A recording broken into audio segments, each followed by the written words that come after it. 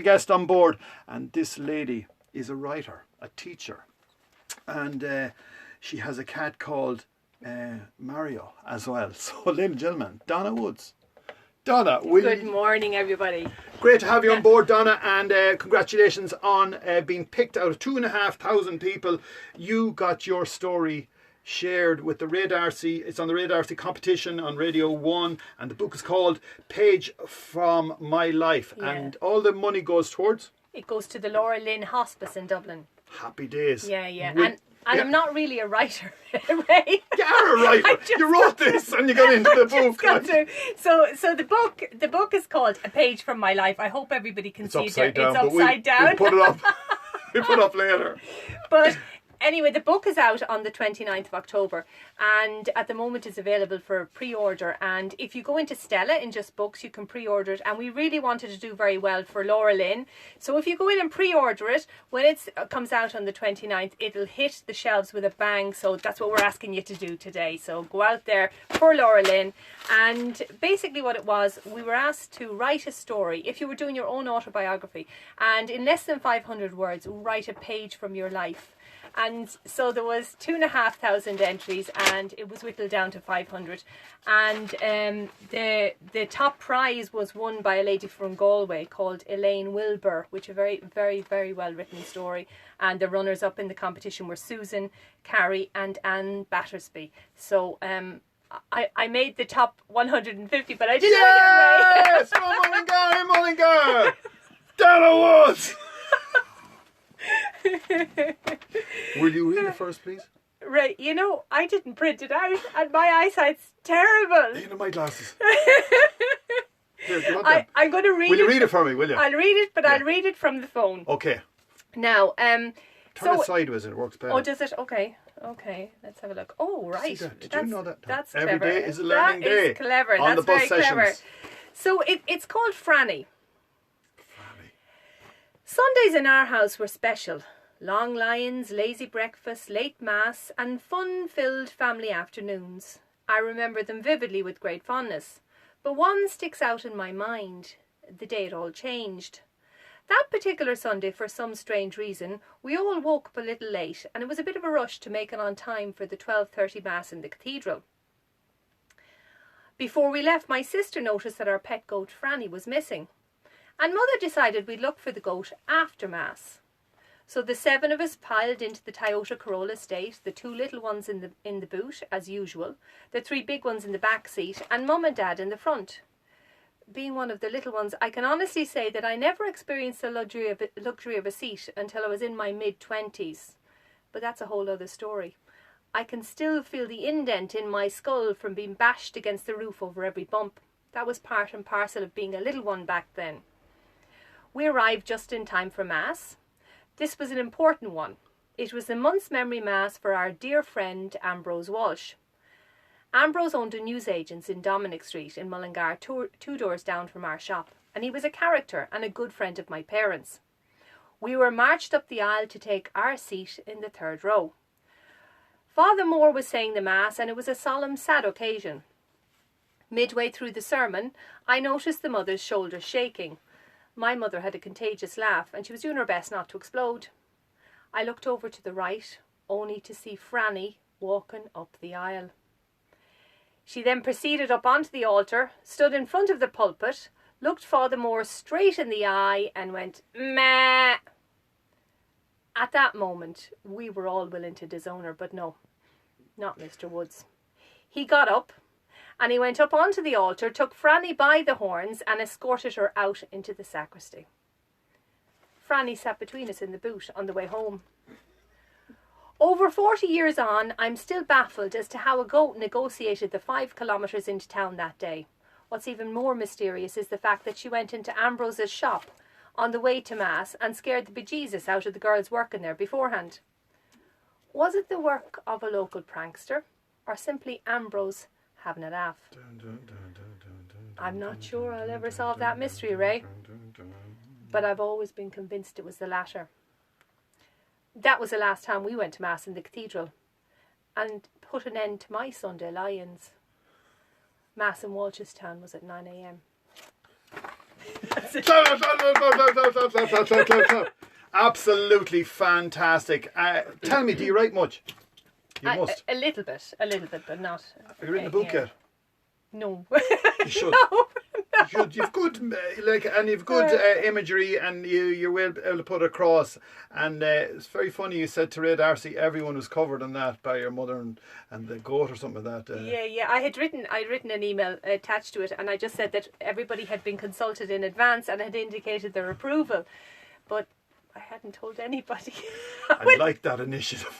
And when he read it out, I had to seek forgiveness. But the interesting thing was Ambrose's daughter is, she rang me and she said she was driving along in the car, Emer Singleton, and she said it was actually Ambrose's and her mother's 40th wedding anniversary the day Ray read it out on the radio. So that was quite special. Magic. And as well as that, I got a message from Kieran as well. 40th, their wedding anniversary. No, not 40th. It's his 40th anniversary of his death in November. Right, it's the 40th anniversary. Yeah. I got a message from Kieran, and he it's gas the way we get information. I only heard it through Kieran. And Kieran... Oh, Kieran is Emer's brother, Kieran was. And Kieran has the dog internet things, and we've done a lot of work with him, videos and that, and promoting the dog internet things. So if anyone's out there, check out that as well. It's another Mullingar man. But it's interesting that our diaspora is able to tell us what's going on in our town sometimes. And as I say, we go all over the world, and then the videos, and then they come back, and then people send you a message, did you see that? I didn't know. God, But another thing we'd like to congratulate you on is your lettuce. You that was a couple of years ago, Ray. We've gotten over that one. Do you do much gardening? A little bit, but my pumpkin crop was wiped out two nights ago in the frost. So I was looking forward to a great load of pumpkins this year, but in one night's frost wiped it out. So I'm not much of a gardener either, but Patricia Woods helps me and provides me with farmyard manure and rotivates the garden, and it's all down to her really, but don't tell anybody that. From some of your posts as well, you like travelling all over the country. Do you think we have a great country? Absolutely. Last week, or a couple of weeks ago, I went to see the beach in Leitrim. The beach in Leitrim? Yes. Oh, that's on the way to Bundoran. It is on the way to Bundoran. Not many people know. Very few people know that. But the only reason I went there was because I heard a story about it on Sunday Miscellany, and I thought, is there really a beach in Leitrim? So I actually Googled it, and Leitrim is snuggled between Sligo and Donegal, and there's 3 miles of a beach. So I went to see it at a place called Tullen, so that was great. And absolutely. Last week I went to Ireland's Eye. That was wonderful. Ireland's Eye? Yeah, off the coast of Howth. It's €15 to get the boat out to Ireland's Eye. Seals and dolphins and swimming on a beach. Oh, lovely. It's really lovely. Yeah, we live in a wonderful, wonderful country. We do, and I think the way things have changed, we've learned a lot more of where we live. As I say, we try and get away every weekend as well, and that walkway, the Greenway, well, our own Greenway is fantastic, and all, like, we got bikes the other day, and then we went to the Downs, and that's magnificent as well, and it's great to see everyone is on it, because they're all going, just my own space, and then you drive in on the bike and go, oh, hello, you my place. It's super facility. So look, once again, thank you very much for joining us. We wish you more well. It's a series, 150 writers, and they're all diverse. I mean, mine is just a silly story of something that happened in Mullingar a good few years ago, but some of them are very inspirational stories, and the main thing is it's in aid of Laura Lynn. And Laura Lynn, it's a fantastic charity. So we're asking you, if you can, to pre-order with Stella in Just Books. You can get it on Amazon as well, but we'd love you to go in and say hi to Stella anyway, and maybe pre-order it so we can hit the shelves with a bang on the 29th of October, and raise as much as we can for Laura Lynn, and appreciate that in advance. Another question for you. Yes. What do you do yourself? I'm a teacher. I'm a secondary school teacher, but I teach business and maths. Business and maths. And computers, IT, And are you keeping up to date with the computers? They're changing all the time. Yeah. Where are you working at the moment? In Colosh, the Column in Tullamore. Yeah. Brilliant. And so you're taking some time off. So if anyone's looking for a teacher, she's available. She's very, very good. As you can see, she's well able to talk, and it's hard to stop her.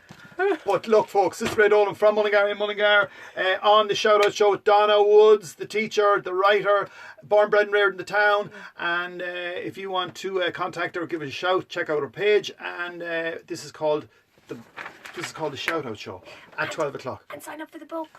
For Laura Lynn. Okay, let's see who's on board. Let's see who's joined us. Come Come on, Houston.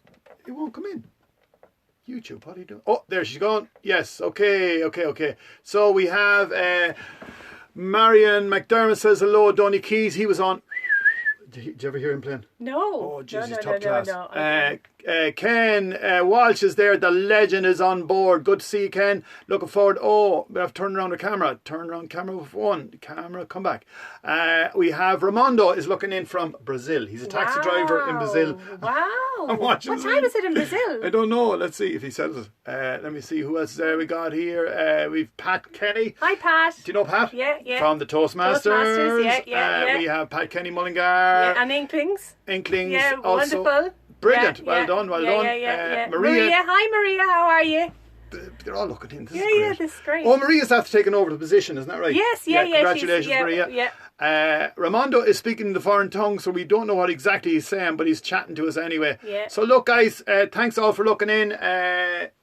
Check out this book. If you can go and go to what's the phone? Stella in Just Books, and if you pre-order A Page from My Life, you're going to see a lot of it in the media over the next few weeks anyway, and listen to the Ray Darcy show, and Stella will pre-order it for you out in the shops on the 29th, but you can order in advance. Okay. Cool out there, and Ramonda's after coming in again, and we better check out what he's saying. Right, good luck to you all. Thanks for looking in. If you want to share this, please do, and we will see you at 5-ish. From Ray Dolan and Donna Woods. Goodbye. Bye.